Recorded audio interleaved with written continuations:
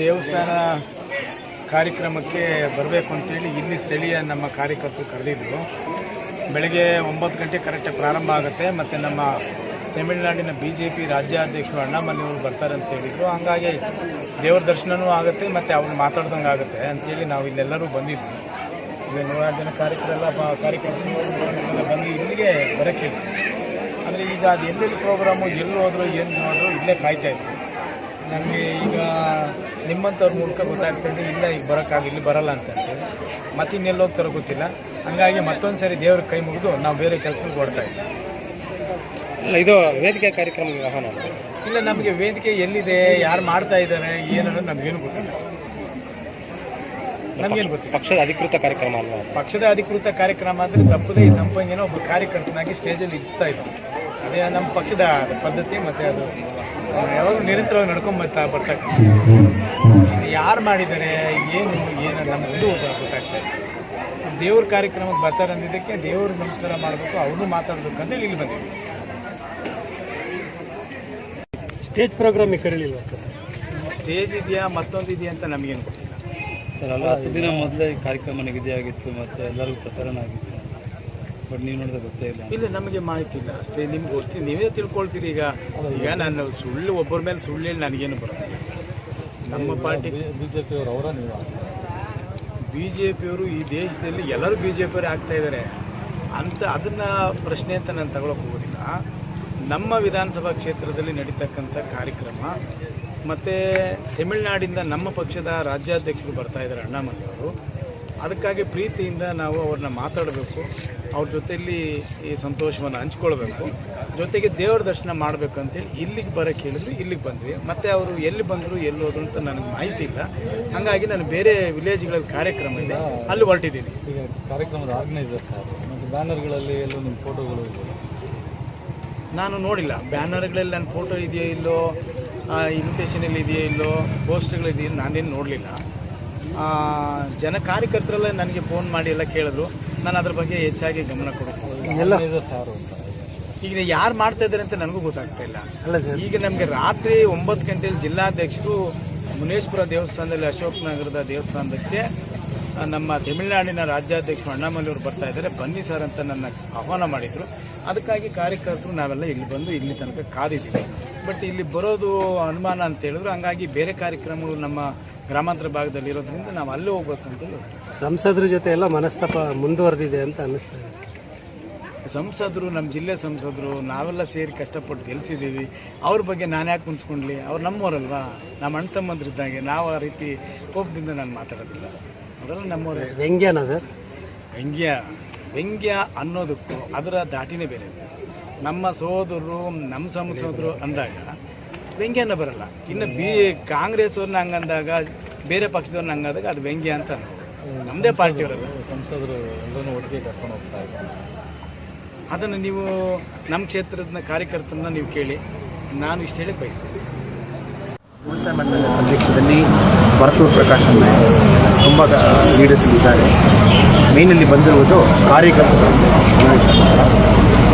Local temple programmes ಮುಗಿಸ್ಕೊಂಡು ನಮ್ಮ ಕಾರ್ಯಕರ್ತರ ಜೊತೆ ಮಾತಾಡಿಬಿಟ್ಟು ನಮ್ಮ MP ಭಾಳ ಒಳ್ಳೆಯ ಕೆಲಸ ಮಾಡ್ತಾ ಇದ್ದಾರೆ. ಎಲ್ಲ BJPಯಲ್ಲಿ ಕೋಲಾರದಲ್ಲಿ ನೋಡಲಿಕ್ಕೆ ಒಂದು ಒಳ್ಳೆಯ ಆಪರ್ಚುನಿಟಿ. ಬೆಳಗ್ಗೆ ಎದ್ದು ನೋಡ್ಕೊಂಡು ಬರ್ತಾ ಇದ್ದೀವಿ. ಮಧ್ಯಾಹ್ನ ದೇವಸ್ಥಾನಕ್ಕೆ ಹೋಗಿ ಕಾರ್ಯಕರ್ತರ ಜೊತೆ ಮಾತಾಡಿಬಿಟ್ಟು ಬರುವ ಅಸೆಂಬ್ಲಿ ಎಲೆಕ್ಷನ್ನಲ್ಲಿ ಕೋಲಾರ ಜಿಲ್ಲಾದಲ್ಲಿ ಕಂಪ್ಲೀಟ್ ಅಸೆಂಬ್ಲಿ ಕೂಡ BJP ಸ್ವೀಪ್ ಮಾಡ್ತಿದೆ. ನಮಗೆ ದೊಡ್ಡ ಒಂದು ನಂಬಿಕೆ ಇದೆ. ಇಲ್ಲಿ ಬಂದು ನೋಡಿದ ಮೇಲೆ ಅಷ್ಟು ಕೆಲಸ ಮಾಡಿದ್ದಾರೆ. ಪತ್ರಿಕೆ ಮತ್ತು ಬೇರೆ ಏನೋ ಕ್ವೆಶ್ಚನ್ ಇದೆ. ನೋಡ್ತಾ ಇದೆ ಎಲೆಕ್ಷನ್ ಈಗಲಿಂದನೇ ತಯಾರಿ ಅನ್ನಲ್ಲ. ಖಂಡಿತವಾಗಿ ಕರ್ನಾಟಕ BJP ಅವ್ರಿಗೆ ಹೇಳ್ಬೇಕು. ಬಟ್ ನನ್ನ ಪ್ರಕಾರ ನಮಗೆ ಗೊತ್ತು ಈ ಕಾನ್ಸ್ಟಿಟ್ಯೂನ್ಸಿ ಪರಿಸ್ಥಿತಿ ಯಾವ ಥರ ಇದೆ, ಯಾವ ಥರ ಇತ್ತು ನಮಗೆ ಗೊತ್ತು. ಬಟ್ ಏನು ಟರ್ಮ್ ಆದ ಮೇಲೆ ಚೇಂಜ್ ಆಗಿ ಒಂದು BJP MP ಬಂದ ಮೇಲೆ ನಾವು ನೋಡ್ತಾ ಇದ್ದೀವಿ. ಒಂದು ಪುನರ್ನಿರ್ಮಾಣ ನೋಡ್ತಾ ಇದ್ದೀವಿ, ಡೆವಲಪ್ಮೆಂಟ್ಸ್ ಎಲ್ಲ ನೋಡ್ತಾ ಇದ್ದೀವಿ. ಆ ಪ್ರಕಾರ MP ಅವರು ಏನು ಇಟ್ಕೊಂಡಿದ್ದಾರೆ, ಅನ್ನ ಎಲ್ಲರೂ ಇಟ್ಕೊಂಡಿದ್ದಾರೆ, ಜಿಲ್ಲಾ ಅಧ್ಯಕ್ಷರು ಏನು ಇಟ್ಕೊಂಡಿದ್ದಾರೆ, ಕಂಪ್ಲೀಟ್ ಸ್ವೀಪ್ ಇಲ್ಲಿ BJP ಕೊಡಬೇಕು. ಇಲ್ಲಿ ಬಂದು ನೋಡುವಾಗ ಅವ್ರು ಏನು ಹೇಳ್ತಾ ಇದ್ದಾರೆ ಅದಕ್ಕೋಸ್ಕರ ಕಾನ್ಫಿಡೆನ್ಸ್ ಸಮಸ್ಯೆ ನೋಡ್ತಾ ಇದ್ದಾರೆ. ಸರ್ ತಮಿಳುನಾಡಲ್ಲಿ ಯಾಕೆ ಕಾರ್ಯಕರ್ತರ ಸಮಾವೇಶ, ನೆಕ್ಸ್ಟ್ ಕಾರ್ಯಕರ್ತರ ಸಮಾವೇಶಕ್ಕೆ ಹೋಗ್ತಾ ಇದ್ದೀವಿ. ನಮ್ಮ ಕಾರ್ಯಕರ್ತರೆಲ್ಲ ಮೀಟ್ ಮಾಡಿಬಿಟ್ಟು ಮಾತಾಡಿಬಿಟ್ಟು ಹೋಗಬೇಕು. ಅದೇ ಸಮಯ ತಮಗೆ ಗೊತ್ತು KGF ಈ ಕೋಲಾರ ರೀಜನಲ್ಲಿ ತುಂಬ ತಮಿಳ್ಸ್ ಇದ್ದಾರೆ. ಅವರು ಈ ಕಡೆ ತಮಿಳುನಾಡು ಎರಡು ಕಡೆ ಕೂಡ ಬಾಂಧವ್ಯ ಇಟ್ಕೊಂಡಿದ್ದಾರೆ. ಇವತ್ತು ಅವರು ನೋಡಲಿಕ್ಕೆ ನನಗೆ ಸರ್ ಮೇಕೆದಾಟು ಯೋಜನೆ ಬಗ್ಗೆ ಏನು ಹೇಳ್ತೀರಾ ಸರ್? ತಮಿಳುನಾಡಲ್ಲಿ ಕೆಲವು ರಾಜಕಾರಣಿ ವಿರೋಧ ಮಾಡ್ತಿದ್ದಾರೆ. ಇಂಡಿಯಾದಲ್ಲಿ ರಾಜಕಾರಣ ಎರಡು ಕಡೆ ನೋಡ್ಬೋದು. ಕರ್ನಾಟಕ ತಮಿಳುನಾಡು ಎರಡು ಯುನೈಟ್ ಮಾಡಲಿಕ್ಕೆ ಎಷ್ಟೋ ವಿಷಯ ಇದೆ. ಡೈಲಿ ತಾವು ಬಾರ್ಡರ್ ಬಂದು ನೋಡಿದ್ದೀರನ್ನ ಕರ್ನಾಟಕ ಅಂದರೆ ತಮಿಳುನಾಡು ಒಳಗಡೆ ಸಿಕ್ಕಾಪಟ್ಟೆ ವೆಜಿಟೇಬಲ್ಸು ತರಕಾರಿ ಎಲ್ಲ ಬರ್ತಾ ಇದೆ. ತಮಿಳುನಾಡಿನಿಂದ ಕರ್ನಾಟಕ ಒಳಗಡೆ ಸಾಕಷ್ಟು ಐಟಮ್ಸ್ ಬರ್ತಾ ಇದ್ದಾರೆ. ಬೆಂಗಳೂರು ಸಾಫ್ಟ್ವೇರ್ ಕಂಪನಿಯಲ್ಲಿ ಕೆಲಸ ಮಾಡುವ ತುಂಬ ತಮಿಳು ಜನ ಇಲ್ಲಿ ಇದ್ದಾರೆ. ಅದು ಎರಡು ಕಡೆ ಇರುವ ಬಾಂಧವ್ಯ. ஆனால் ಇಲ್ಲಿ ಪೊಲಿಟಿಕಲ್ ಪಾರ್ಟೀಸು ಸ್ಪೆಷಲಿ ಕಾಂಗ್ರೆಸ್ ಏನು ಮಾಡ್ತಾ ಇದ್ದಾರೆ, ಡಿವೈಡ್ ಮಾಡುವ ಕೆಲಸ. ಮೋಸ್ಟ್ಲಿ ಕಾವೇರಿ ಇಶ್ಯೂ ತಗೊಂಡು ಡಿವೈಡ್ ಮಾಡುವ ಕೆಲಸ. ಮೇಘದಾತು ಪ್ರಕಾರ ನಮಗೆಲ್ಲ ಗೊತ್ತು, ಅದು ನಮ್ಮ ಮಿನಿಸ್ಟ್ರ್ ಕೈನಲ್ಲಿ ಇದೆ. ಕಾಂಗ್ರೆಸ್ ಕ್ಯಾಬಿನೆಟ್ ಮೆಂಬರ್ಸ್ ಅವರು ಪಾರ್ಲಿಮೆಂಟ್ನಲ್ಲಿ ಹೇಳಿದ್ದಾರೆ, ಯಾರಿಗೂ ಏನು ತೊಂದರೆವಾಗಲ್ಲ. ಇದಕ್ಕೆ ಮುಂಚೆ ಏನೇನು ರೈಟ್ಸ್ ಇದೆ ಸುಪ್ರೀಂ ಕೋರ್ಟ್ನಲ್ಲಿ ಏನೇನು ಹೇಳಿದ್ದಾರೆ ಆ ಪ್ರಕಾರ ಯೋಜನೆ ತಮ್ಮ ವಿರೋಧ ಏನಿಲ್ಲ ಸರ್? ನನ್ನ ಪ್ರಕಾರ ಇದು ವಿರೋಧ ಪರವಾಗಿಲ್ಲ ಕೂಡ ನನ್ನ ಪ್ರಕಾರ ಎಷ್ಟೋ ಯುನೈಟ್ ಮಾಡಲಿಕ್ಕೆ ತುಂಬ ವಿಷಯ ಇರುವಾಗ ಇಲ್ಲಿ ಕಾಂಗ್ರೆಸ್ ಅವರಿಗೆ ಒಂದು ಮಾತ್ರ ಕೈನಲ್ಲಿ ತಗೊಂಡು ಡಿವೈಡ್ ಮಾಡುವ ಕೆಲಸ ಮಾತ್ರ ಮಾಡ್ತಾರೆ. ನಿಮ್ಮ ನಿಲುವೇನು? ನಾವು ಆಲ್ರೆಡಿ ಹೇಳ್ತೀವಿ ಅಣ್ಣ, ಇದರಲ್ಲಿ ಇದು ಪರ್ಸನಲ್ ಅಲ್ಲ. ನನ್ಗೆ ಯಾರ ಪರ ಯಾರು ಆಪೋಸಿಟ್ಟು ಎಲ್ಲ ಏನಿಲ್ಲ. ನಮ್ಮ ಪ್ರಕಾರ ಸುಪ್ರೀಂ ಕೋರ್ಟ್ ಡೆಸಿಷನ್ ಕೊಡ್ತಾ ಇದ್ದಾರೆ. ರೈಟ್ ನಾವು ಕರ್ನಾಟಕ ಮುಖ್ಯಮಂತ್ರಿ ಒಂದು ಹೇಳಿದ್ದಾರೆ, ತಮಿಳುನಾಡು ಮುಖ್ಯಮಂತ್ರಿ ಹೇಳಿದ್ದೀವಿ, ನಾವೆಲ್ಲ ಹೇಳಿದ್ದೀವಿ. ರೈಟ್ ನಾವು ಎಲ್ಲರೂ ಸುಪ್ರೀಂ ಕೋರ್ಟ್ ಪ್ರಕಾರ ಬಿಟ್ಟಿದ್ದಾರೆ. ಒಳ್ಳೆಯ ಒಂದು ಡೆಸಿಷನ್ ನಿರ್ಧಾರ ಸುಪ್ರೀಂ ಕೋರ್ಟ್ ತಗೊಳ್ತಾರೆ. ಎರಡು ಕಡೆ ಯಾವ ತಮಿಳುನಾಡು ಪ್ರಕಾರ ನಾವು ಹೇಳ್ತೀವಿ. ಸರ್, ನಮ್ಮ ರಾಜ್ಯದಲ್ಲಿ PSI ಹಗರಣದ ಬಗ್ಗೆ ಚರ್ಚೆ ಆಗ್ತಾ ಇದೆ, ಜಾಸ್ತಿ ಆಗ್ತಾ ಇದೆ. ಸಾಕಷ್ಟು ಹಿರಿಯ ಮಂತ್ರಿಗಳು ಇದರಲ್ಲಿ ಭಾಗಿಯಾಗಿದ್ದಾರೆ ಅಂತ ಕೂಡ ಒಂದು ಆರೋಪ ಇದೆ. ಆಮೇಲೆ ಅಧಿಕಾರಿಗಳು ಕೂಡ ಪೊಲೀಸರು ವಶಕ್ಕೆ ತಗೊಳ್ತಾ ಇದ್ದಾರೆ, CID ಅಧಿಕಾರಿ ವಶಕ್ಕೆ ತಗೊಳ್ತಾ ಇದ್ದಾರೆ. ನನಗೆ ಸತ್ಯವಾಗಿ ಇದ್ರ ಬಗ್ಗೆ ನನಗೆ ಗೊತ್ತಿಲ್ಲ. ನಾನು ತಮಿಳುನಾಡು ಟೂರೇ ನನಗೆ ಭಾಳ ಬ್ಯುಸಿಯಾಗಿಲ್ಲ ಇದ್ದೀನಿ. ಇದ್ರ ಬಗ್ಗೆ ನಾನು ತಿಳ್ಕೊಂಡ್ಬಿಟ್ಟು ಮಾತಾಡ್ತೀನಿ. ನಾವು ಹಿಂಗೆ ಇಲಾಖೆಯಲ್ಲಿ ಕೆಲಸ ಮಾಡ್ತಾರಲ್ಲ ಸರ್, ನಮ್ಮ ಕಡೆ ಕೆಲಸ ಮಾಡ್ತಾರೆ. ಇಲ್ಲ, ಖಂಡಿತವಾಗಿ ನನಗೆ ಇದ್ರ ಬಗ್ಗೆ ಗೊತ್ತಿಲ್ಲ ಸರ್. ನಾನು ಏನು ತಿಳ್ಕೊಂಡ್ಬಿಟ್ಟು ಒಂದು ವಿಚಾರ ಸರ್, ಒಂದು ವಿಚಾರ ಈಗ ನೋಡಿ ಸರ್, ಈಗ ಸಬ್ ಇನ್ಸ್ಪೆಕ್ಟರ್ಗಳು ಈ ಥರ ಅಕ್ರಮದಲ್ಲಿ ಭಾಗಿಯಾಗಿದ್ದಾರೆ ಅಂತ ಗೊತ್ತಾದ್ರೆ ಅದೊಂಥರ ಆತಂಕಕಾರಿ ವಿಚಾರ. ಅಣ್ಣ, ನನ್ನ ಪ್ರಕಾರ ಫೇರ್ ಆಗಿ ನ್ಯೂಟ್ರಲ್ ಆಗಿರ್ಬೇಕು. ಅದರಲ್ಲಿ ಏನು ಮಾತಿಲ್ಲ. ಇದರಲ್ಲಿ ಯಾವುದೇ ಒಂದು ಅನ್ಯಾಯ ಆಗಬಾರ್ದು. ಬಟ್ ಅದೇ ಸಮಯ ನನಗೆ ಗೊತ್ತಿಲ್ಲದ ವಿಷಯದಲ್ಲಿ ನಾಳೆ ಚರ್ಚೆ ಮಾಡಿದ್ರೆ ಚೆನ್ನಾಗಿರಲ್ಲ.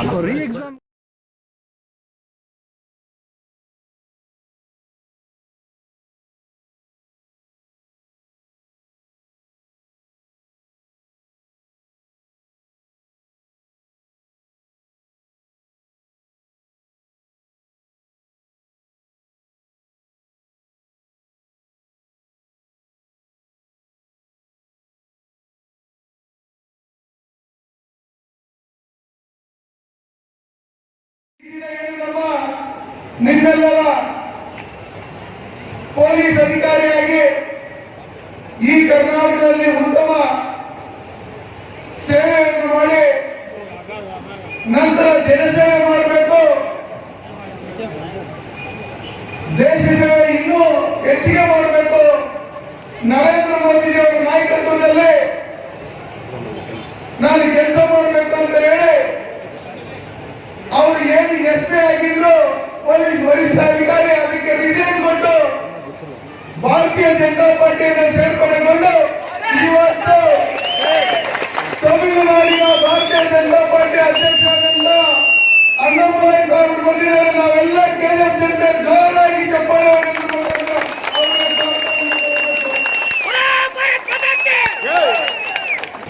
ಕೇಂದ್ರ ಸರ್ಕಾರದ ಮತ್ತೆ ರಾಜ್ಯ ಸರ್ಕಾರದ ಸಾಧನೆಗಳು ಮತ್ತೆ ಕಾಂಗ್ರೆಸ್ ಸರ್ಕಾರದಲ್ಲಿದ್ದಂತ ಲೋಪಗಳು ಈ KGF ತಾಲೂಕಿಗೆ ಆದಂತ ಏನು ಅನ್ಯಾಯ ಇದೆ ಈ ಕಾಂಗ್ರೆಸ್ ಮಾಡಬೇಕಂದ್ರೆ ಇದರೆಲ್ಲರ ಕುರಿತು ಮಾತಾಡಬೇಕು ಅಂತೇಳಿ ಹಲವಾರು ತಿಂಗಳಿಂದ ವರ್ಷಗಳಿಂದ ಕಾಯ್ತಾ ಇದ್ದೆ. ಬಂದ್ರೆ ನೀವೆಲ್ಲ ಬಿಟ್ಟು ಅಂತ ಹೇಳಿದ್ರೆ ಇದು ಬೇರೆ ಕಣ್ಣಲ್ಲಿ ಹಾಕಿರ್ತಕ್ಕಂಥದ್ದು, ಕಾರಣಗಳೆಲ್ಲ ಹಾಕಿರ್ತಕ್ಕಂಥದ್ದು. ನಾವೆಲ್ಲ ಬಿದ್ದಲ್ಲೇ ಇದ್ದಂಥವ್ರಿಗೆ ಇವತ್ತು ನಾವು KGF ತಾಲೂಕಿನ ಜನ ಬಿದ್ದಲ್ಲೇ ಇದ್ದೀರಿ. ಇದು ತಾತ್ಕಾಲಿಕ ಅಷ್ಟೇ. ಇದಕ್ಕೆಲ್ಲ ಕಾರಣ 60 ವರ್ಷ ಈ ದೇಶನ ಮತ್ತು ಈ ರಾಜ್ಯದಲ್ಲಿರ್ತಕ್ಕಂಥ ಕಾಂಗ್ರೆಸ್ ಸರ್ಕಾರವೇ ಕಾರಣ. ನಿಮಗೆಲ್ಲ ಗೊತ್ತು, ಹಿಂದೆ 7 ಬಾರಿ ಸಂಸದರಾಗಿ ಇಡೀ ವಿಶ್ವಕ್ಕೆ ಏನು ಚಿನ್ನ ಕೊಡ್ತಾ ಇದ್ದಂತ ನಾಡು ಈ ಜಿಲ್ಲೆ, ಈ ತಾಲೂಕು, ಇಲ್ಲಿರ್ತಕ್ಕಂಥ ಚಿನ್ನವನ್ನು ಮುಚ್ಚಬೇಕಂದ್ರೆ ಕಾಂಗ್ರೆಸ್ ಪಿತೂರಿ ಏನಿತ್ತು ನಮ್ಗೆ ಎಷ್ಟು ಚಿನ್ನ ನೋಡಿ ಹೊಡೆದ್ರು. ಇಲ್ಲಂತ ಜನಗಳಿಗೆ ಇವತ್ತು ಏನು ಮೈನಿಂಗ್ ಏನು ನನ್ನ ಮನೆಗೆ ಕಟ್ಟಲಿರ್ತಕ್ಕಂಥವ್ರಿಗೆ ಇವತ್ತು ಅಸ್ಪತ್ರೆಗಳನ್ನ ಕೊಟ್ಟಿಲ್ಲ. ಅವ್ರು ಓಟ್ ಬೇಕಾಗಿತ್ತವಲ್ಲ, ನಿಮ್ಮೆಲ್ಲರ ಸೇವೆ ಅವ್ರಿಗೆ ಅವಶ್ಯಕತೆ ಇಲ್ಲ. ಇವತ್ತು ಭಾರತೀಯ ಜನತಾ ಪಾರ್ಟಿ ಕೇಂದ್ರದಲ್ಲಿ ಅಧಿಕಾರಕ್ಕೆ ಬಂದಿದ್ದಾದ್ಮೇಲೆ ಇವತ್ತೇನು 12,600 ಎಕರೆ ಲ್ಯಾಂಡಿನ ಬಿಜೆಪಿ ಇದರಲ್ಲಿ 3,150 ಎಕರೆ ನೋಟಿಫಿಕೇಶನ್ ಮಾಡಿ ನಮ್ಮ ಜನ ಏನು ದಿನ ಬೆಂಗಳೂರು ಕೆಲಸಕ್ಕೆ ಹೋಗ್ತಾ ಇದ್ರು 15,000 ಜನ ಅವರೆಲ್ಲರಿಗೂ ಇಲ್ಲೇ ಕೆಲಸ ಮಾಡಬೇಕು ಅಂತೇಳಿ ರಾಜ್ಯ ಸರ್ಕಾರ ಮತ್ತೆ ಕೇಂದ್ರ ಸರ್ಕಾರ ಆದೇಶ ಮಾಡಿದೆ.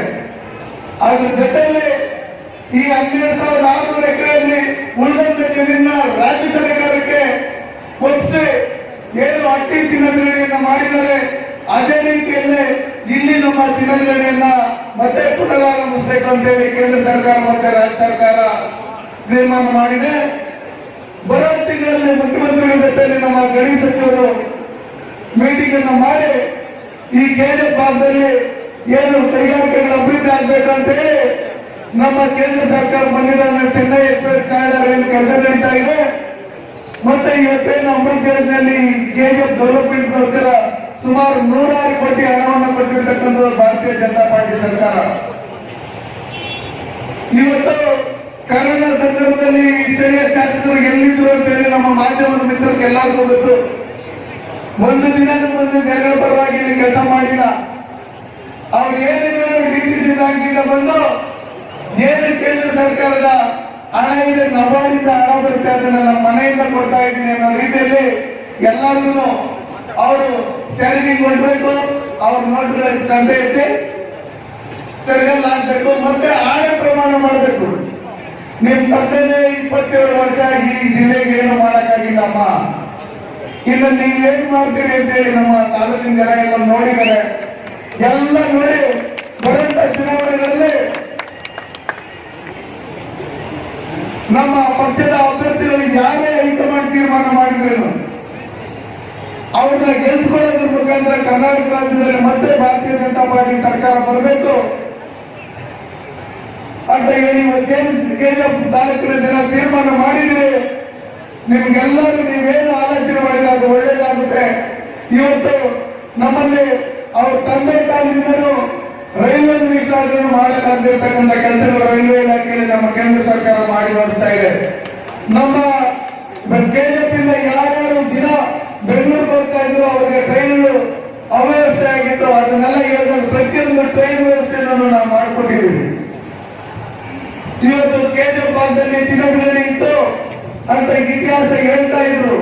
ಅದನ್ನ ನಾವು ಕೇಂದ್ರ ಸರ್ಕಾರದಲ್ಲಿ ಮಾತಾಡಿ ಒಂದು ಮೈನಿಂಗ್ ರಿಸರ್ಚ್ ಸೆಂಟರ್ ಮಾಡಬೇಕು, ಮತ್ತೆ ಮ್ಯೂಸಿಯಂ ಒಂದು ಮಾಡಬೇಕು ಅಂತ ಹೇಳಿ ಇವತ್ತು ಕೇಂದ್ರ ಸರ್ಕಾರದಲ್ಲಿ ಮನವಿ ಮಾಡ್ಕೊಂಡಿದ್ರೆ ಈಗ ಅದರಂತೆ ಬಂದು ಬರೋ ತಿಂಗಳೇನು ಮುಖ್ಯಮಂತ್ರಿಗಳ ಹತ್ರ ಮಾತಾಡ್ತಾರೆ ಅದರಲ್ಲಿ ಒಪ್ಪಿಗೆ ಕೊಟ್ಟು ಇಲ್ಲಿ ಚಿನ್ನಗಣಿ ಇತ್ತು ಅಂತ ಹೇಳಿದಾಗ ಇಲ್ಲಿ ಟೂರಿಸಂ ಸ್ಪಾಟ್ ಆಗುತ್ತೆ, ಬರಂತ ಹೋದಂತ ಜನ ಜಾಸ್ತಿ ಆಗ್ತಾರೆ, ಕೈಗಾರಿಕೆಗಳು ಹೆಚ್ಚಾಗೋದ್ರಿಂದ ನಮ್ ಜನ ಎಲ್ಲ ಬೆಂಗಳೂರಿಗೆ ಹೋದಂತ ತಪ್ಪುತ್ತೆ ಅಂತ ಹೇಳಿ ನಿಮ್ಗೆಲ್ಲರಿಗೂ ಗೊತ್ತಿರ್ತಕ್ಕಂಥ ವಿಷಯಗಳಂದ್ರೆ ಇವತ್ತು ಅಣ್ಣಾಮಲೈ ಸಾಹೇಬರು ಬಂದಾಗ ಈ ಭಾಗದಲ್ಲಿ ನೀವು ನೀಡಿದಂತ ಬೋಗಸ್ ಸ್ವಾಗತವನ್ನು ನೋಡಿ ಅವರು ಹೇಳ್ತಾ ಇದ್ರು ಈ ಭಾಗದಲ್ಲಿ ದೇಶ ಪ್ರೇಮಿಗಳು ಜಾಸ್ತಿ ಇದ್ದಾರೆ, ನಾವು ಓಟ್ಗೋಸ್ಕರ ರಾಜಕಾರಣ ಮಾಡಲ್ಲ, ನಾವು ದೇಶದ ಪರವಾಗಿ ಸನ್ಮಾನ್ಯ ನರೇಂದ್ರ ಮೋದಿ ಅವರು ಮಾಡ್ತಾ ಇರ್ತಕ್ಕಂಥ ಅಭಿವೃದ್ಧಿ ಕೆಲಸಗಳನ್ನು ನೋಡಿ ಈ ಜನ ಯುವಕರು ಎಲ್ಲ ತಾವಾಗೆ ಬರ್ತಾ ಇದ್ದಾರೆ ಅಂತ ಹೇಳಿ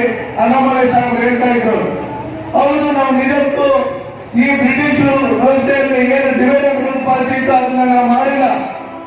ನಾವು ಯಾರ್ಯಾರು ಈ ದೇಶದಲ್ಲಿ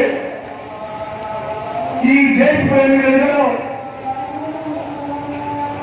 ಈ ಭಾರತ ಮಾತೆಗೆ ಬೆಲೆ ಕೊಡುವಂತವ್ರು ಇದ್ದಾರೋ, ಎಲ್ಲಾ ಜಾತಿ ಧರ್ಮದವ್ರನ್ನ, ಹಿಂದೂ ಇರ್ಬೋದು, ಕ್ರಿಶ್ಚಿಯನ್ಸ್ ಇರ್ಬೋದು, ಮುಸ್ಲಿಮ್ಸ್ ಇರ್ಬೋದು, ಅವ್ರನ್ನೆಲ್ಲ ನಾವು ಹೃದಯದಿಂದ ನಾವು ಗೌರವಿಸ್ತೀವಿ.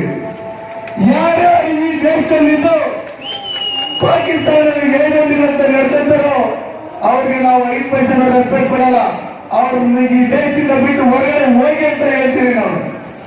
ಅದಕ್ಕೋಸ್ಕರ ಬಂದ್ರೆ ಇವತ್ತು ನಾವು ಸುಮಾರು ನಿಮ್ಮ ಹತ್ರ 1 ಅವರ್ ಮಾತಾಡ್ಬೇಕಂತಿದ್ದೆ ನಾನು. ಅಣ್ಣಾಮಲೈ ಸಾಹೇಬರು 1 ಗಂಟೆಗೆ ಅವರು ಫ್ಲೈಟ್ ಹೋಗ್ಬೇಕಾಗಿರೋದ್ರಿಂದ 5:30, 6 ಗಂಟೆಗೆ ಚೆನ್ನೈಯಲ್ಲಿ ಅವರು ಕಾರ್ಯಕ್ರಮ ಮಾಡೋದ್ರಿಂದ ಅಣ್ಣಾಮಲೈ ಸಾಹೇಬರು ಇವತ್ತು ಹೋಗಿ ತಮಿಳುನಾಡಲ್ಲಿ ಯಾವ ತರ ಕೆಲಸ ಮಾಡ್ತಾ ಇದ್ದಾರೆ.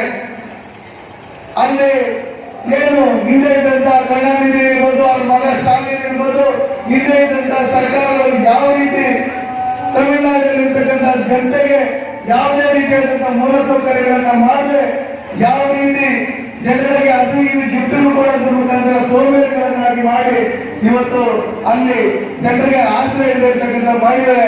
ಅಲ್ಲಿ ಹೋಗಿ ನಮ್ಮ ಅಣ್ಣಾಮಲೈ ಸಾಹೇಬರು ಅವ್ರ ಸಿಂಗಂ ಅಂತಾನೆ ಇಡೀ ತಮಿಳುನಾಡಲ್ಲಿ ಕೇಳ್ತಾರೆ. ಅವ್ರನ್ನ ಸಿಂಗಂ ಅಂದ್ರೆ ಪೊಲೀಸ್ ಇಲಾಖೆಯಲ್ಲಿ ಇದ್ದಾಗ ಮಾತ್ರ ಅಲ್ಲ, ಇವತ್ತು ಅವರು ದೇವಸ್ಥಾನಕ್ಕೆ ಹೋದಾಗ ನರಸಿಂಹ ತೀರ್ಥಗೆ ತಮಿಳುನಾಡಿಂದ ಬಂದಿದ್ದಂತ ಎಷ್ಟೋ ಜನ ನಮ್ಮ ದೇಶದ ರಕ್ಷಣೆಗೋಸ್ಕರ ನರೇಂದ್ರ ಮೋದಿ ಸಾಹೇಬರಿದ್ದಾರೆ. ತಮಿಳುನಾಡಿಗೆ ನೀವು ನಮ್ಮ ಧರ್ಮ ಮತ್ತೆ ನಮ್ಮ ಜನರ ರಕ್ಷಣೆ ಮಾಡೋದಕ್ಕೋಸ್ಕರ ನೀವು ಬಂದಿದ್ದೀರಿ ಅಂತ ಹೇಳಿ ಎಲ್ಲ ನಿಮಗೆ ಪ್ರಶಂಸೆ ಮಾಡ್ತಾ ಇದ್ರು ಬಂಧುಗಳೇ. ನಮ್ಮಲ್ಲಿ ಈ ಭಾಗದಲ್ಲಿ ಇರ್ತಕ್ಕಂಥ ಎಲ್ಲ ಮಾಜಿ ಶಾಸಕರಾದಂತಹ ಸಂಪಂಗಿಯವರು ಇರ್ಬೋದು, ಸುರೇಶ್ ನಾರಾಯಣ ರೆಡ್ಡಿ ಇರ್ಬೋದು, ಮುಜಿನಾಯರ್ ಇರ್ಬೋದು, ಕಮಲ್ ಇರ್ಬೋದು, ಹನುಮಂತರಾವ್ ಇರ್ಬೋದು, ಎಲ್ಲರೂ ಒಗ್ಗಟ್ಟಾಗಿ ಇದು ಯಾವುದೇ ಒಂದು ಮನೆಯ ಕಾರ್ಯಕ್ರಮ ಅಲ್ಲ, ಒಂದು ವ್ಯಕ್ತಿಯ ಕಾರ್ಯಕ್ರಮ ಅಲ್ಲ, ಇದು ಪಕ್ಷದ ಕಾರ್ಯಕ್ರಮ. ನಾವೆಲ್ಲ ಮುಂದು ಅಂತೇಳಿ ಎಲ್ಲರೂ ಒಗ್ಗಟ್ಟಾಗಿ ಬಂದು ಎಲ್ಲರೂ ಒಟ್ಟಿಗೆ ಸೇರಿಕೊಂಡು ಕೆಲಸ ಮಾಡಿ ಬರುವಂತ ದಿನಗಳಲ್ಲಿ ನಾವು 150ಕ್ಕೂ ಹೆಚ್ಚಿಗೆ ಸೀಟ್ಗಳನ್ನ ಗೆಲ್ಲೋದ್ರ ಮುಖಾಂತರ ನಾವು ಮತ್ತೆ ಕರ್ನಾಟಕದಲ್ಲಿ ಭಾರತೀಯ ಜನತಾ ಪಾರ್ಟಿ ಆಡಳಿತಕ್ಕೆ ತರಬೇಕು. ಇವತ್ತು ನಮ್ಮ ಸನ್ಮಾನ್ಯ ನರೇಂದ್ರ ಮೋದಿಜಿಯವರು ಕೋವಿಡ್ ಸಂದರ್ಭದಲ್ಲಿ ಇಡೀ ಪ್ರಪಂಚದಲ್ಲಿ ಎಲ್ಲ ಜನ ಯೋಚನೆ ಮಾಡ್ತಾ ಇದ್ದಾರೆ. ಭಾರತ ದೇಶದಲ್ಲಿ 135 ಕೋಟಿ ಜನಸಂಖ್ಯೆ ಇದೆ. ಯಾವ ರೀತಿ ಇವ್ರನ್ನೆಲ್ಲ ರಕ್ಷಣೆ ಮಾಡ್ತಾರೆ ನರೇಂದ್ರ ಮೋದಿ ಅವರು ಅಂತ. ಸನ್ಮಾನ್ಯ ನರೇಂದ್ರ ಮೋದಿಜಿ ಅವರ ನಾಯಕತ್ವದಲ್ಲಿ ನಮ್ಮ ದೇಶದ ವಿಜ್ಞಾನಿಗಳು, ಡಾಕ್ಟರ್ಗಳು ಮತ್ತು ಮಂತ್ರಿಗಳು ಎಲ್ಲ ಒಟ್ಟಿಗೆ ಸೇರಿ ಹಿಂದೆ ನಮ್ಮ ಪೋಲಿಯೋ ಲಸಿಕೆ ಬೇರೆ ದೇಶದಲ್ಲಿ ಕಂಡಿದ್ದಾದ್ರೆ ನಮ್ಮ ದೇಶಕ್ಕೆ ಬರೋದಕ್ಕೆ 20 ವರ್ಷ ಬೇಕಾಯಿತು. ಆದರೆ ಕಳೆದ ಸಂದರ್ಭದಲ್ಲಿ ಬೇರೆ ದೇಶದವರು ಏನು ರಷ್ಯಾ, ಅಮೆರಿಕದವರು ಕೋವಿಡ್ ಲಸಿಕೆನ ಕಂಡಿದ್ರು. ಅದೇ ಸಂದರ್ಭದಲ್ಲಿ ನಮ್ಮ ದೇಶದ ವಿಜ್ಞಾನಿಗಳು ನರೇಂದ್ರ ಮೋದಿಜಿ ಅವರ ನಾಯಕತ್ವದಲ್ಲಿ 2 ವ್ಯಾಕ್ಸಿನ್ಗಳನ್ನ ಕಂಡಿಡಿಯೋದ್ರ ಮುಖಾಂತರ ಎಲ್ಲ ನಮ್ಮ ದೇಶದ 100 ಕೋಟಿ ಜನಕ್ಕೂ ಹೆಚ್ಚಿಗೆ ಉಚಿತವಾಗಿ ವ್ಯಾಕ್ಸಿನ್ಗಳನ್ನ ಹಾಕೋದ್ರ ಮುಖಾಂತರ, ಉಚಿತವಾಗಿ ಮೆಡಿಸಿನ್ ಕೊಡೋದ್ರ ಮುಖಾಂತರ ಇವತ್ತಲ್ಲಿ 80 ಕೋಟಿ ಜನಕ್ಕೂ ಹೆಚ್ಚಿಗೆ ಜನಕ್ಕೆ ಉಚಿತವಾಗಿ ರೇಷನ್ ಕೊಡೋದ್ರ ಮುಖಾಂತರ ಯಾವ ರೀತಿ ನಮ್ಮ ಜನಗಳ ಪ್ರಾಣ ಮತ್ತೆ ಆರೋಗ್ಯವನ್ನ ಕಾಪಾಡಿದ್ರು ಅಂತ ಹೇಳಿ ನೀವೆಲ್ಲ ನೋಡಿದ್ರೆ ಬಂದ್ರೆ ಸುಮಾರು ಜನ ಕಾಂಗ್ರೆಸ್ ಸರ್ಕಾರ ಏನೇನು ಕೇಂದ್ರ ಸರ್ಕಾರ ಕೊಟ್ಟಿದೆ ಅಂತ ಹೇಳಿ.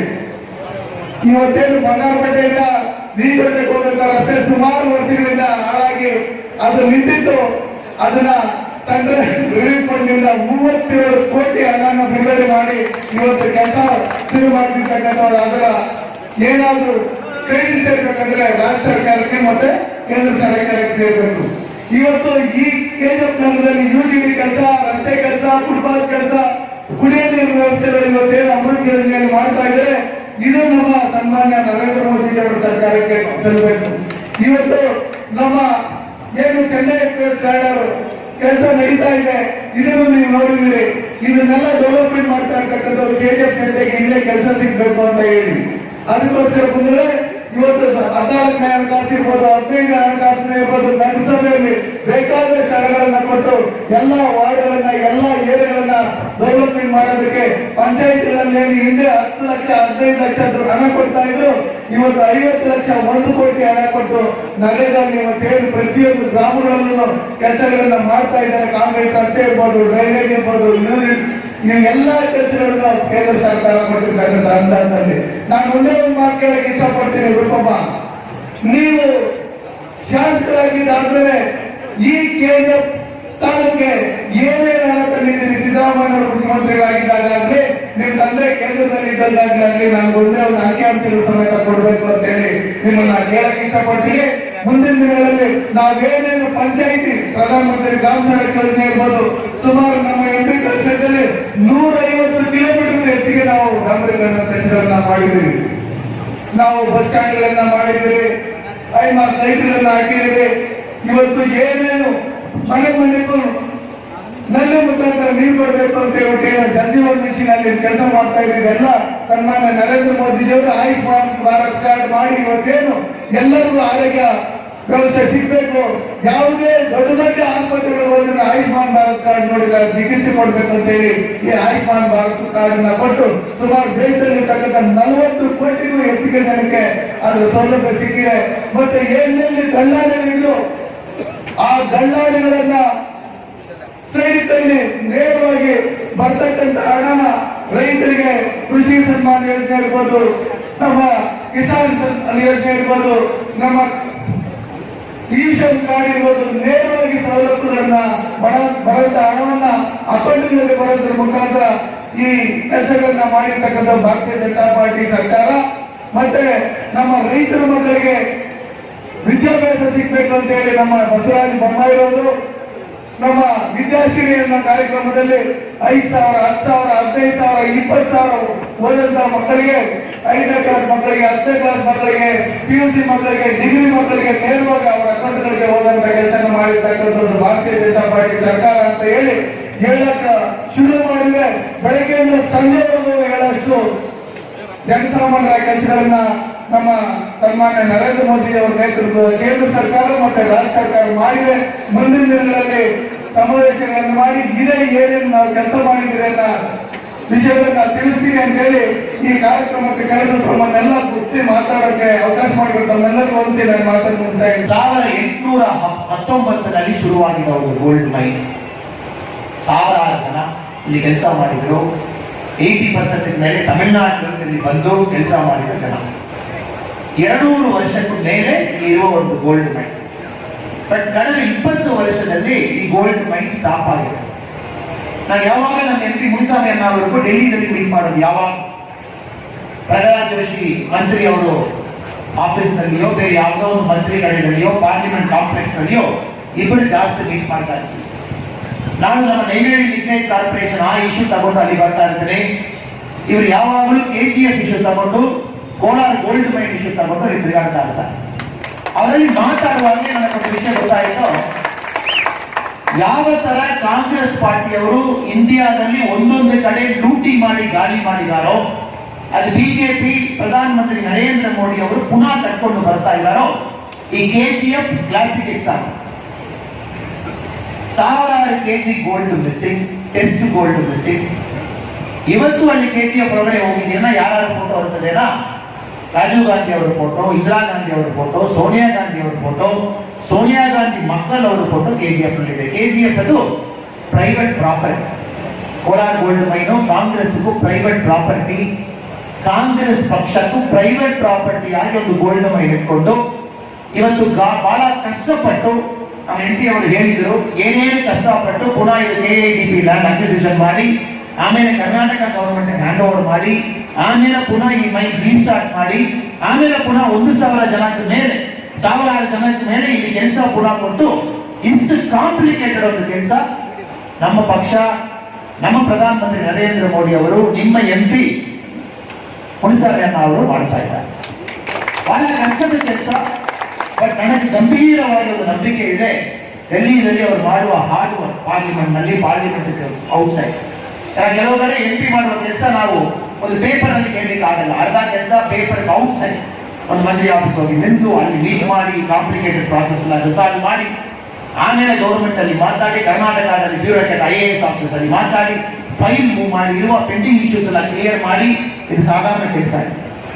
ಇಷ್ಟು ಕಷ್ಟಪಟ್ಟು ಕೆಲಸ ನಮ್ಮ ತಮಿಳು ಜನಕ್ಕೋಸ್ಕರ ಮಾಡಿಕೊಂಡಿರುವ ನಮ್ಮ MP ಅವರಿಗೆ ನಿಜವಾಗಿ ನಾನೊಂದು ಸಲ್ಯೂಟ್ ಈ ಸಮಯದಲ್ಲಿ ಮಾಡಲೇಬೇಕು. ನನಗೆ ಸಂಪೂರ್ಣ ನಂಬಿಕೆ ಇದೆ, ತುಂಬಾ ವೇಗದಲ್ಲಿ ಈ ಮೈನ್ ಓಪನ್ ಆಗಿ ಪುನಃ ನಮ್ಮ ಜನತೆಯಲ್ಲಿ ಕೆಲಸ ಸಿಕ್ಕಿ ಪುನಃ ಒಂದು ವಿಶ್ವಕ್ಕೆ ಗೋಲ್ಡ್ ಕೊಡುವ ಒಂದು ಜಾಗವಾಗಿ ಇದು ಚೇಂಜ್ ಆಗ್ತದೆ. ನಮಗೆ ಯಾವ ತರ ಒಂದು இஷ்யூ கூட நமக்கு இல்லை. இங்க இருக்கக்கூடிய நம்ம மக்களுக்கு சொல்ல வேண்டும் என்றால், எப்படி காங்கிரஸ் ஆட்சி காலத்தில் இந்தியா கெட்டு சீரழிந்து சின்னாபின்னமாகி இங்க இருக்கக்கூடிய மக்கள் ஒருவரும் கூட கண் முன்னால் நம்முடைய கோல்டு மைன் அழிந்ததை நாம் பார்த்தோமோ, அது காங்கிரஸ் ஆட்சி.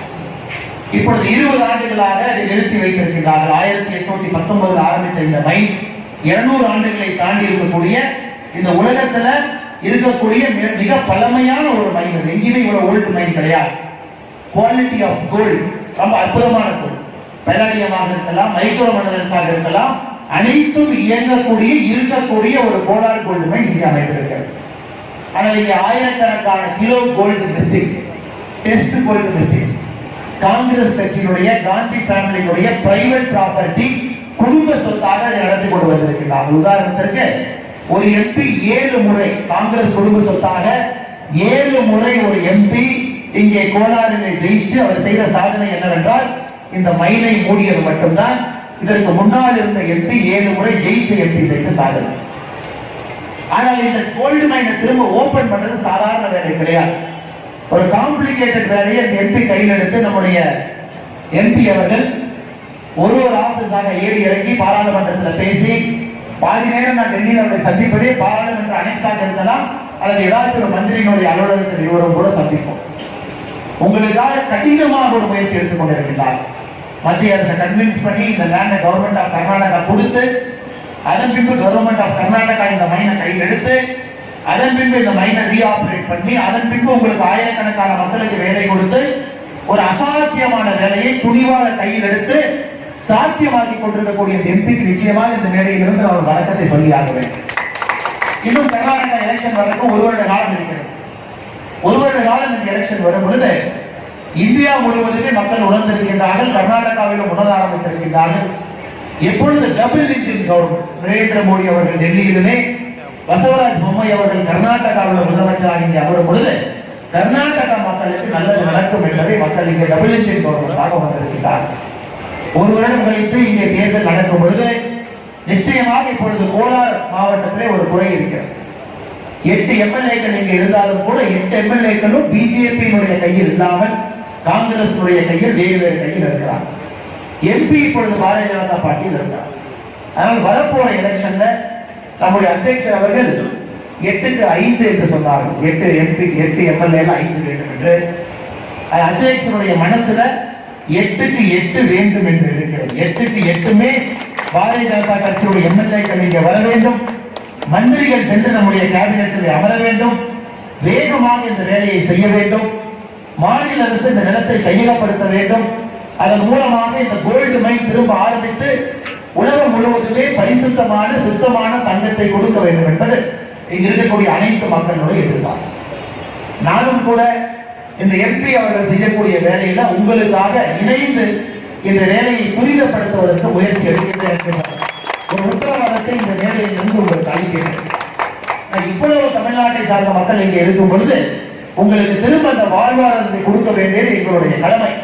அதற்காக இந்த எம்பியுடைய இணைந்து எவ்வளவு வேகமாக இந்த ப்ராசஸை கிளியர் பண்ணி இதை ஆரம்பிக்க முடியுமோ அதற்காக நான் இதை செய்கின்றேன் என்கின்ற உத்தரவாதத்தை உங்களுக்கு கொடுக்கிறேன். உங்களுக்கு தெரியும், உலகத்தில் எல்லாருமே முடியாது என்று சொன்னார். உதாரணத்திற்கு டெட்டனஸ் வந்த பொழுது, டெட்டனஸ் உலகத்தில் எல்லாத்துக்குமே வேக்சின் ஃபர்ஸ்ட் வந்துருச்சு. இந்தியாவுக்கு 27 ஆண்டுகள் கழித்து வேக்சின் வந்துச்சு. 27 ஆண்டுகள் இந்தியா 3ஆம் தர நாடாக, ஒரு ஏழை நாடாக, இந்தியாவிற்கு வேக்சின் தேவையில்லை என்று மேலை நாடுகள் நமக்கு கொடுக்கல. டெட்டனஸ் நோய் வந்து 27 ஆண்டுகள் கழித்து இந்தியாவுக்கு வேக்சின். காலில் பார்த்தீங்கன்னா இந்த யானை கால் என்று சொல்லுவாங்க, எக்ஸிலிபிட்டிஸ், அந்த நோய்க்கு இந்தியாவுக்கு 100 ஆண்டுகள் கழித்து வேக்சின் இப்பதான் வந்துகிட்டு இருக்கு. நம்ம நிறைய இடத்துல நம்முடைய மக்களை பார்க்கிறோம், யானை கால் நோய் இருக்கக்கூடிய மக்கள் கால் வந்து பெரிதாக எல்லா இடத்துல இருக்கிறத பார்க்கிறோம். 100 ஆண்டுகள் கழித்து வேக்சின் வந்திருக்கு. ஆனா இன்னைக்கு உலகத்திற்கே வேக்சின் கொடுக்கக்கூடிய நாடாக இந்தியா மாறி இருக்கிறது. 190 கோடி டோஸ் இந்தியாவிலே உற்பத்தியான 6 vaccine, made in India, manufactured in India, made by India, made for world. இந்தியாவிலே உற்பத்தி செய்து இந்தியாவிலே தயாரித்து உலகத்திற்காக நம்முடைய வேக்சின் உற்பத்தி பண்ணிருக்கு. அது கோவேக்சின், கோவிஷீல்டு ஆரம்பித்து இப்ப 6வது நேஷனல் வேக்சின் வரை இந்தியா முன்னேறி இருக்கிறது. நம்முடைய சயின்டிஸ்ட் நமக்காக கண்டுபிடித்து உலகம் முழுவதும் கொடுத்துக் கொண்டிருக்கின்றோம். இப்படி மாறி இருப்பார். 30 ஆண்டுகளுக்கு முன்பு உலகத்தை நோக்கி எதிர்பார்த்து காத்திருந்தோம். இப்பொழுது நரேந்திர மோடி அவர்கள் பாரத பிரதமராக வந்த பின்பு 8 ஆண்டுகள்ல உலகம் இந்தியாவை பார்த்து காத்துக் கொண்டிருக்கிறது. அடுத்த வேக்சின் எப்போது வருகிறது? குறிப்பாக குறிப்பாக இந்த பிரிட்டிஷ் அரசு, பிரிட்டிஷ் ராணி, பிரிட்டிஷ் ஈஸ்ட் இந்தியா கம்பெனி இந்தியாவை 350 வருஷம் அடிமையாக வைத்திருந்தார். இந்தியாவை பஞ்சத்தில் வைத்திருந்தார். The Great Famine of Bengal, பெங்காலிலே பஞ்சம் நடந்த பொழுது லட்சக்கணக்கான மக்கள் ஈஸ்ட் இந்தியா கம்பெனியும் பிரிட்டிஷ் அரசும் இந்திய மக்கள் சாக வேண்டும் என்பதற்காக பஞ்சத்திலே நம்மை கொண்டு கொடுத்தார். 350 வருஷம் கழிச்சு நமக்கு சுதந்திரம் கிடைச்சது. ஆனா இன்னைக்கு இங்கிலாந்தினுடைய பிரதம மந்திரி போரிஸ் ஜான்சன் இந்தியா வந்து 10 நாட்களுக்கு முன்பு பாரத பிரதமரை சந்தித்து பிரசிலே பேசும்பொழுது என்ன சொன்னார்னா, இன்னைக்கு நான் உயிரோடு இருக்கின்றேன் என்றால் அதற்கு காரணம் இந்தியா. நானும் 2 கோவிஷீல்டை போட்டிருக்கிறேன். இங்கிலாந்தினுடைய பிரதம மந்திரி போரிஸ் ஜான்சன் அவர்களுக்கு இன்று கோவிஷீல்டு வேக்சின் கொடுத்து அவரை காப்பாற்றி இருக்கின்றோம்.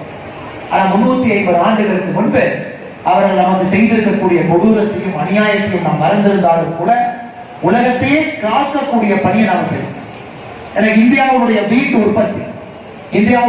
உற்பத்தி என்பது உலகத்தில் கோதுமை என்பது கோதி highest production India. Latin America, 1979 காலகட்டத்தில் நேரு அவர்கள் முடிந்து, இந்திரா காந்தி அவர்கள் முடிந்து, ஜனதா பார்ட்டி வரும் பொழுது நம்ம கிட்ட கோதுமை இல்லை. அமெரிக்கா பிச்சை எடுத்து IL-76 மூலமாக, கப்பல் மூலமாக இந்த அரசியல்வாதிகள் கொண்டு வந்தார். இன்னைக்கு லாட்டின் அமெரிக்காவும் அமெரிக்காவும் ஐநா சபையும் போன வாரம் நம்முடைய பாரத பிரதமர் நரேந்திர மோடி அவங்க கேட்கிறாங்க, உலகத்துல கோதுமை தட்டுப்பாடாக இருக்கிறது, தயவு செய்து இந்தியாவிலிருந்து கொடுத்து மக்களை காப்பாற்றுகிறது. 8 ஆண்டுகள் இந்த நாடு ஒரு வல்லரசு நிலையை நோக்கி சென்று கொண்டிருக்கிறது. குறிப்பாக கர்நாடகா மாநிலத்தை பொறுத்தவரை உங்களுக்கு அருகாமையில் இருக்கக்கூடிய பெங்களூர் அடுத்த கட்டத்திற்கு செல்லாம். Vehicle, battery operated vehicle, start up அனைத்தும் கூட அந்த பெங்களூர்ல இருந்து இந்த பக்கம் கோலாறு கொண்டு வரும் பொழுது, அந்த பக்கம் ராமநாதபுரம் போகும் பொழுது விவசாயம் என்பது இந்த பகுதியில் செழித்துக் கொண்டிருக்கிறது. எங்கேயுமே விவசாயிகள் நன்றாக வாழாத பொழுது இந்த பகுதியில் செழித்துக் கொண்டிருக்கிறது. காரணம், சின்ன சின்ன பசங்க உள்ள வந்து விவசாயத்தை ஒரு கம்பெனியாக நடத்த ஆரம்பித்திருக்கிறார்கள். அது அனைத்தும் கூட கோலாறுடைய, ராமநகராவுடைய இந்த பகுதியினுடைய கொடுமையாக இருக்கிறது. அதனால் நீங்கள் நம்பிக்கை கொள்ள வேண்டும், இந்த நாடு அடுத்த கட்டம் செல்வதற்கு தயாராகிவிட்டது. உலகத்திற்கே விஸ்வகுருவாக பாரதிய ஜனதா கட்சி ஆண்டு கொண்டிருக்கக்கூடிய இந்தியா மாறும் என்பதில் யாருக்கும் எந்த மாற்று கருத்தும் கிடையாது. காரணம், இங்கே இருக்கக்கூடிய தலைவர்களுடைய கடின உழை, பாரத பிரதமர் நரேந்திர மோடி அவருடைய கடின உழை. ஒரு பக்கம் காங்கிரஸ் தலைவர்கள் பாரில் அமர்ந்து கொண்டு எதிரி நாட்டு அம்பாசிடர் பேசிட்டு இருக்கும் பொழுது நம்முடைய தலைவர்கள் உலகமாக சுற்றுப்பயணம் செய்து நம்முடைய மக்களை காப்பாற்றிக் கொண்டிருக்கிறார்கள் என்பதை நாம் மறந்துவிடக் கூடாது. 3 ತಿಂಗಳಿಗೆ ಮುಂಚೆ ನಮಗೊಂದು ಟಿವಿನಲ್ಲಿ ಒಂದು ನೋಡಿದ್ವಿ. ಉಕ್ರೈನ್ ರಷ್ಯಾ ಆ ವಾರದಲ್ಲಿ 23,000 ನಮ್ಮ ದೇಶದಲ್ಲಿರುವ ಜನ ಅಲ್ಲಿ ಸಿಕ್ಕಾಕೊಂಡಿದ್ದಾರೆ. ಅದನ್ನು ಸಾಮಾನ್ಯ ಜನ ಇರಬಹುದು, 12,000 ಸ್ಟೂಡೆಂಟ್ಸ್ ಇರಬಹುದು, ಕರ್ನಾಟಕದಲ್ಲಿ 2,000 ಸ್ಟೂಡೆಂಟ್ಸ್ ಇರಬಹುದು, ತಮಿಳುನಾಡಿನಲ್ಲಿ 1,900 ಸ್ಟೂಡೆಂಟ್ಸ್ ಇರಬಹುದು. ಇಡೀ ಪ್ರಪಂಚದಲ್ಲಿ ಎಲ್ಲಾ ದೇಶವೂ ಕೂಡ ಯಾವ ತರ ಅಲ್ಲಿ ಹೋಗಿ ಉಕ್ರೈನ್ ರಷ್ಯಾ ಕಾನ್ಫ್ಲಿಕ್ಟ್ ನಲ್ಲಿ ಆ ಜನ ಔಟ್ಸೈಡ್ ಕರ್ಕೊಂಡು ಬರಬೇಕು ಒಂದು ದೊಡ್ಡ ಒಂದು ಕನ್ಫ್ಯೂಷನ್ ಅಲ್ಲಿ ಇರುವಾಗ ನಮ್ಮ ಪ್ರೈಮ್ ಮಿನಿಸ್ಟರ್ ನರೇಂದ್ರ ಮೋದಿ ಅವರು ಬಹಳ ಅಸಾಲ್ಟ್ ಆಗಿ ಮಾಡಿದ್ರು. ಇದರಲ್ಲಿ ಕರ್ನಾಟಕದಲ್ಲಿ ನಮ್ಮ ಪ್ರೀತಿಯ ಒಂದು ಮೆಡಿಕಲ್ ಡಾಕ್ಟರ್ ಅವರು ಈ ರಷ್ಯನ್ ಆಸ್ಟ್ರೈಟ್ ನಲ್ಲಿ ತೀರಿ ಹೋಗಿದ್ರು. ಅದಕ್ಕೋಸ್ಕರ ನಮ್ಮ ದೇಶದಲ್ಲಿರುವ ಎಲ್ಲಾ ಜನ ಕೂಡ, ತಮಿಳುನಾಡಿನಲ್ಲಿರುವ ಎಲ್ಲಾ ಜನ ಕೂಡ ಎಲ್ಲರೂ ಕೂಡ ಬಹಳ ಒಂದು ಬೇಜಾರು ಮಾಡಿಕೊಂಡು ಅವತ್ತು ಬಹಳ ಕಣ್ಣಲ್ಲಿ ನೀರು ಬಂದಿದೆ. ಇನ್ನೊಬ್ಬರಿಗೆ ಇದೇ ತರ ಆಗಬಾರದು, ಎಲ್ಲರೂ ಬರಬೇಕು ಒಂದು ಮೀಟಿಂಗ್ ಇರುವಾಗ ಯಾವುದೇ ಇನ್ನೊಂದು ಘಟನೆ ಆಗದೆ ಬಹಳ ಒಳ್ಳೆಯ ರೀತಿಯಲ್ಲಿ ನಮ್ಮ ನರೇಂದ್ರ ಮೋದಿ ಸಾಹೇಬರವರು ಕರ್ಕೊಂಡು ಬಂದು ನಮಗೆ 23,000 ಜನವು ಬಂದರು. ಇಲ್ಲಿರುವ KGF ನಲ್ಲಿ 2 ಡಾಕ್ಟರ್ಸ್ ಅವರು ವಾಪಸ್. ಇಲ್ಲಿರುವ ಕಾಂಗ್ರೆಸ್, ತಮಿಳುನಾಡಿನಲ್ಲಿರುವ ಕಾಂಗ್ರೆಸ್ ಇಬ್ಬರು ಕೂಡ ಸ್ಟಿಕ್ಕರ್ ಹಾಕಲಿಕ್ಕೆ ಕೆಲಸ ಶುರು ಮಾಡಿದ್ರು. ನಾವು ಕರ್ಕೊಂಡು ಬಂದಿದ್ದೀವಿ, ನಾವು ಮಾಡಿದ್ದೀವಿ, ನಾವು ರಾಹುಲ್ ಗಾಂಧಿ ಅವರು ಮಾಡಿದ್ರು. ಕಾಂಗ್ರೆಸ್ ಅವರು ಮಾಡಿದ ಏನ್ ಕೆಲಸನ, ಏರ್ಪೋರ್ಟ್ ಬಂದ ಮೇಲೆ ಒಂದು ಶಾಲ್ ಹಾಕಿ ಮಾಲೆ ಹಾಕಿದ್ದು ಮಾತ್ರ ಕಾಂಗ್ರೆಸ್ ಮಾಡಿದ ಕೆಲಸ. ಬಿಜೆಪಿ ಮಾಡಿದ ಕೆಲಸ ಕಾಳಜಿವಾಗಿರ್ಬೋದು, ಕಾನ್ಫ್ಲಿಕ್ಟ್ ಝೋನ್ ನಲ್ಲಿರುವ ಇಂಪಾರ್ಟೆಂಟ್ ಏರಿಯಾದಲ್ಲಿ ಆ ದೇಶದಲ್ಲಿ ಮಾತಾಡಿ, ರಷ್ಯಾದಲ್ಲಿ ಮಾತಾಡಿ, ನೈಬರಿಂಗ್ ದೇಶದಲ್ಲಿ ಮಾತಾಡಿ, ಒಬ್ಬೊಬ್ಬರು ಒಂದೊಂದು ಬಾರ್ಡರ್ನಲ್ಲಿ ಶಿಫ್ಟ್ ಮಾಡಿ ಒಂದೇ ಭಾರತ್ ಫ್ಲೈಟ್ ಕಳಿಸಿ ಆ ಫ್ಲೈಟ್ ನಲ್ಲಿ ಇಲ್ಲಿ ಕರ್ಕೊಂಡು ಬಂದು ಮನೆ ವರೆ ನಮ್ಮ ಭಾರತ ಪ್ರಧಾನಿ ನರೇಂದ್ರ ಮೋದಿ ಅವர்கள் ಮನೆ ಕರ್ಕೊಂಡು ಹೋಗಿ ಆಗುವುದು ಅಲ್ಲ. ನನಗೆ ನಂಬಿಕೆ ಇದೆ ಇಲ್ಲಿ ಇರುವ ದೊಡ್ಡ ಪ್ರಾಬ್ಲಮ್ ಟೈಮ್ ಪ್ರಾಬ್ಲಮ್ ಸಾಲ್ವ್ ಆಗ್ತದೆ. ಅದು ಖಂಡಿತವಾಗಿ ನಮ್ಮ ಬಿಜೆಪಿ ಸರ್ಕಾರ ಇಲ್ಲಿರುವ MP ನರೇಂದ್ರ ಮೋದಿ ಸಾಹೇಬರವರು ಸಾಲ್ವ್ ಮಾಡಿಯೇ ಮಾಡ್ತಾರೆ. 70 ವರ್ಷ ಮಾಡಿದ ಅನ್ಯಾಯ 8 ವರ್ಷದಲ್ಲಿ ಸರಿ ಮಾಡಿಕೊಂಡು ಬರ್ತಾ ಇದ್ದೀವಿ. ಇರುವ ನಮ್ಮ ತಮಿಳು ಜನರದ್ದು ಸ್ಪೆಷಲ್ ಆಗಿ ನಾನು ತಿಳಿಸಲೇಬೇಕು. ಅದೇ ಸಮಯದಲ್ಲಿ ನಮ್ಮ ಎಲ್ಲರಿಗೂ ಕೂಡ ಇಲ್ಲಿ ಬರಬೇಕು ನಮ್ಮ ಆಸೆ, ನಮ್ಗೊಂದು ದೊಡ್ಡ ಒಂದು ಆಸೆ ಇತ್ತು. ಕೋಲಾರದಲ್ಲಿ KGF ನಲ್ಲಿ ಕೆಲಸ ಮಾಡಬೇಕು ಒಂದು ಆಸೆ ಇತ್ತು. ನನ್ನ ಸರ್ವಿಸ್ ನಲ್ಲಿ ಜಾಸ್ತಿ ನಾನು ಕೋಸ್ಟಲ್ ರೀಜನ್ ನಲ್ಲಿ ಅಲ್ಲಿ ಜಾಸ್ತಿ ಲಾ ಮಾಡೋ ಪ್ರದೇಶದಲ್ಲಿ ಕೆಲಸ ಮಾಡಿದ್ರೆ ಬರಲಿಕ್ಕೆ ಅವಕಾಶ ಇಲ್ಲ. ನಾನು ಕರ್ನಾಟಕದಲ್ಲಿ 10 ವರ್ಷ ಕೆಲಸ ಮಾಡಿದ್ದ ಕೂಡ ಕೋಲಾರ ಜಿಲ್ಲೆಗೆ ನಾನು ಬಂದಿರುವುದು ಇವತ್ತೇ ಫಸ್ಟ್. 10 ವರ್ಷದಲ್ಲಿ ನಾನು ಕೋಲಾರ ಬರಲಿಕ್ಕೆ ಅವಕಾಶ ಸಿಕ್ಕೇ ಇಲ್ಲ.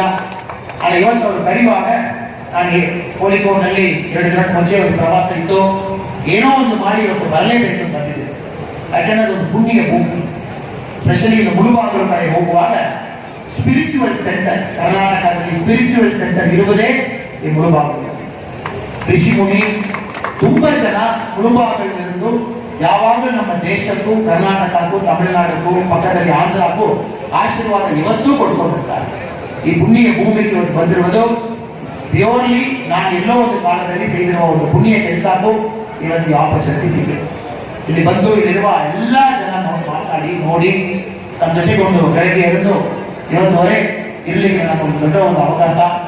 ನಾನು ಕನ್ನಡದಲ್ಲಿ ಮಾತಾಡಿ ಆಲ್ಮೋಸ್ಟ್ 2 ವರ್ಷ ಆಗ್ತಾ ಇದೆ. 2 ವರ್ಷ ಆದ ಮೇಲೆ ಕರ್ನಾಟಕ ಬರ್ತಾ ಇದ್ವಿ. ಒಂದು political party function, BJP function ಕರ್ನಾಟಕದಲ್ಲಿ 2 ವರ್ಷ ಆದ ಮೇಲೆ ಇವತ್ತು ಸ್ಟೇಜ್ ನಲ್ಲಿ ಇದ್ರಿ. 2 ವರ್ಷ ಆದ ಮೇಲೆ ಸ್ಟೇಜ್ ನಲ್ಲಿ ಇವತ್ತು ಕನ್ನಡದಲ್ಲಿ ಮಾತಾಡ್ತಾ ಇದ್ರಿ. ಜಾಸ್ತಿ ತಮಿಳುನಾಡಿನಲ್ಲಿ ನಮ್ಮದು ಟೈಟ್ ಆಗಿದೆ, ಬ್ಯುಸಿ ಆಗಿದೆ, ತುಂಬಾ ಕೆಲಸ ಆಗಿದೆ. ಇವತ್ತು ಬರಲೇಬೇಕು ಬಂದಿದ್ದೀವಿ. ಇಲ್ಲಿ ಬಂದಿರುವ ನಮ್ಮ ಪ್ರೀತಿಯ ಸಹೋದರ ಸಹೋದರೇ, இங்க வந்திருக்கக்கூடிய அனைத்து நம்முடைய சகோதர சகோதரிகள், தமிழ் சொந்தங்கள், உங்கள் அனைவருக்கும் கூட என்னுடைய அன்பான வணக்கங்களை நன்றிகளை தெரிவித்து நல்லது நடக்கட்டும். எனக்கு எந்த ஒரு மாற்று கருத்தும் இல்லை. 1 வருடம் கழித்து கர்நாடகாவுடைய தேர்தல் நடக்கும் பொழுது மறுபடியும் பிஜேபி அரசு, மறுபடியும் பொம்மை அவர்கள், மறுபடியும் டபுள் இன்ஜின் கவர்மெண்ட் வரும். குறிப்பாக நம்முடைய MP செய்யக்கூடிய அந்த வன்னிய வேலைகள் அனைத்தும் கூட நல்ல வேலைகளாக